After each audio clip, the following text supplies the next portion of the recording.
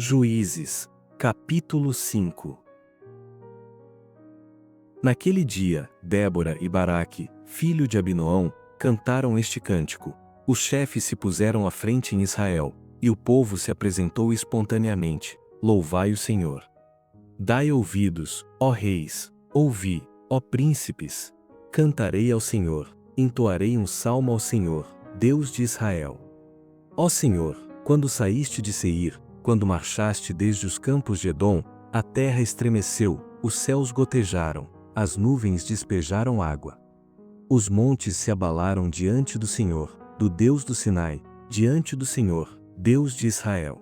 Nos dias de Sangar, filho de Anate, nos dias de Jael, cessaram as caravanas, e os que viajavam iam por atalhos tortuosos. A vida já havia cessado nos povoados, já havia cessado, até que eu, Débora, me levantei, até que me levantei como mãe em Israel. Assim que escolheram deuses novos, a guerra estava às portas. Não se via um só escudo ou lança entre 40.000 em Israel. O meu coração está com os comandantes de Israel, com os voluntários dentre o povo. Bendizei o Senhor. Vós, que cavalgais sobre jumentas brancas, que vos assentais sobre ricos tapetes, e vós, que andais pelo caminho, considerai. Falarão mais alto que a voz dos que distribuem água junto aos bebedouros a respeito dos atos justos do Senhor, dos atos justos que fez aos seus povoados em Israel. Então o povo do Senhor desceu às portas. Desperta, desperta, Débora, desperta, desperta, entoa um cântico. Levanta-te, Baraque, e leva cativo os teus prisioneiros, filho de Abinoão. Então o restante dos homens desceu, e eles foram aos nobres. E o povo do Senhor veio a mim contra os poderosos. De Efraim desceram os que tinham a sua raiz em Amaleque, e Benjamim estava entre o povo que te seguiu. De Maquir desceram comandantes, e de Zebulon, os que levam a vara de comando. Os líderes de Issacar também estavam com Débora. Sim, Issacar também estava com Baraque e o seguiu até o vale. Nas divisões de Ruben houve grande inquietação. Por que ficastes entre os currais, escutando o balido dos rebanhos? Nas divisões de Ruben houve grande indecisão.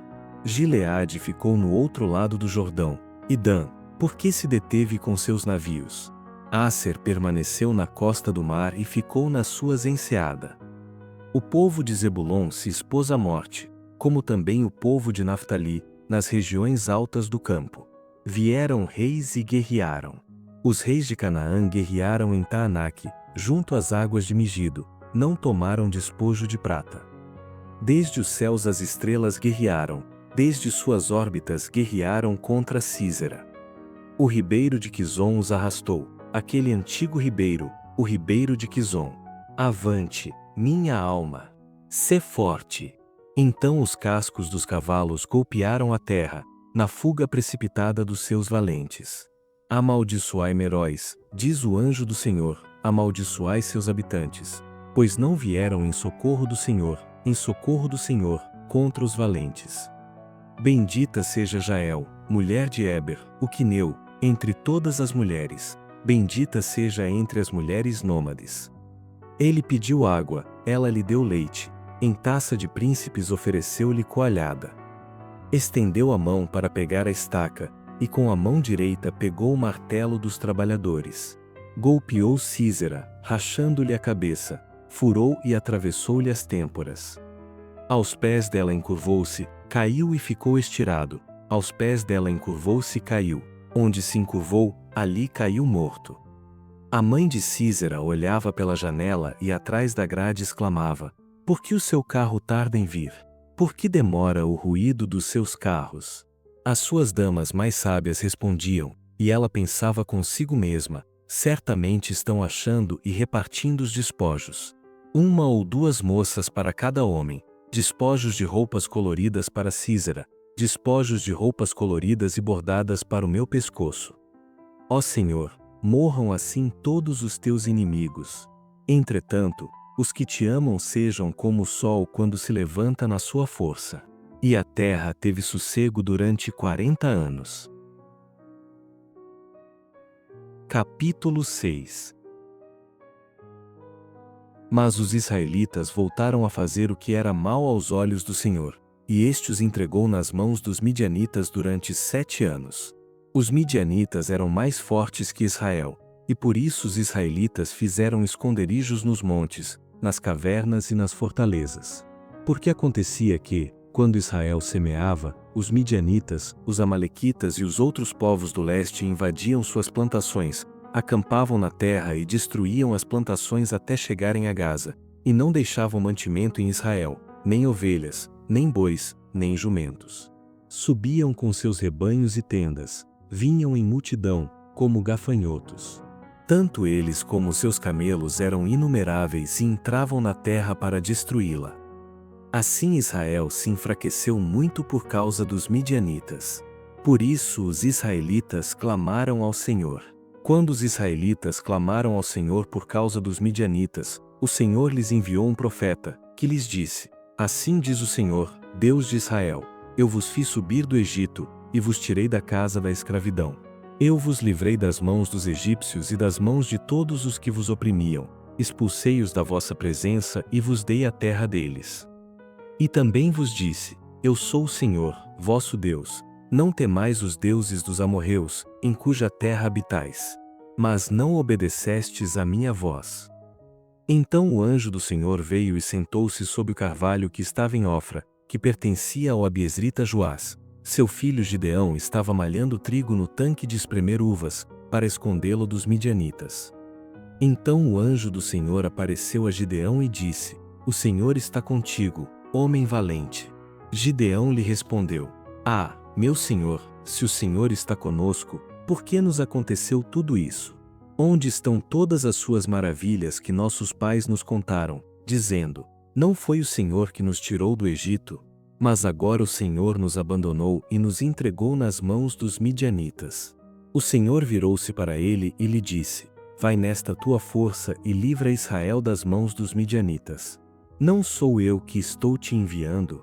Gideão perguntou-lhe: Ah, meu senhor, com que livrarei Israel? A minha família é a mais pobre em Manassés, e eu sou o menor na casa de meu pai. O Senhor disse novamente: Eu estarei contigo, e tu derrotarás os midianitas como se fossem um só homem. E Gideão continuou: Se tenho achado favor aos teus olhos, dá-me um sinal de que és tu que falas comigo.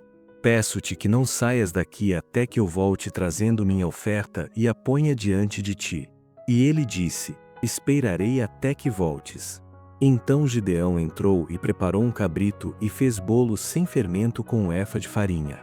Pôs a carne num cesto e o caldo numa panela, trouxe tudo para fora e ofereceu-lhe debaixo do carvalho.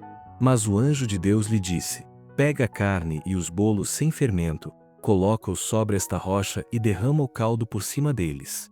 E assim ele fez.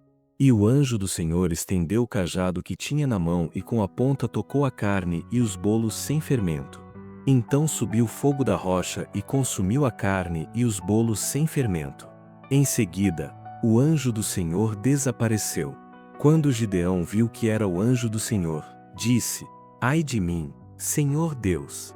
Eu vi o anjo do Senhor face a face. Porém o Senhor lhe disse: Paz seja contigo. Não temas, não morrerás. Então Gideão edificou ali um altar ao Senhor e o chamou: O Senhor é paz. Até hoje o altar está em Ofra dos abiezritas. Naquela mesma noite, o Senhor disse a Gideão: Toma o segundo novilho de teu pai, o de 7 anos, e derruba o altar de Baal, que é de teu pai, e corta o poste de Azerá que está ao lado do altar. Depois disso, edifica um altar ao Senhor, teu Deus, no cume desta elevação, da forma apropriada. Toma o segundo boi e oferece-o em holocausto, com a lenha do poste de Azerá que tiveres cortado. Então Gideão chamou 10 dos seus servos e fez como o Senhor lhe havia ordenado. Mas não o fez de dia, e sim de noite, pois temia a casa de seu pai e os homens daquela cidade. Quando os homens da cidade se levantaram de madrugada, viram o altar de Baal derrubado, o poste de Azerá, que ficava ao seu lado, cortado, e o segundo novilho sacrificado no altar que havia sido edificado. Então perguntaram uns aos outros: Quem fez isso? Depois de averiguar e interrogar, descobriram que Gideão havia feito aquilo. Por isso os homens da cidade disseram a Joás: Traze para fora teu filho, para que morra, porque derrubou o altar de Baal e cortou o poste de Azerá que estava ao seu lado. Mas Joás disse a todos os que se puseram contra ele: Acaso sereis vós que defendereis Baal? Quereis livrá-lo? Todos os que lutarem por ele estarão mortos pela manhã. Se ele é Deus, que se defenda a si mesmo, pois o altar dele foi derrubado. Por isso, naquele dia, chamaram Gideão de Jerubaal, dizendo: Que Baal lute contra ele, pois derrubou o seu altar. Então todos os midianitas, os amalequitas e outros povos que vinham do leste se juntaram, passaram o Jordão e acamparam no vale de Jezeel. Então o Espírito do Senhor se apoderou de Gideão, e ele tocou a trombeta para convocar os abiezritas, que se juntaram a ele.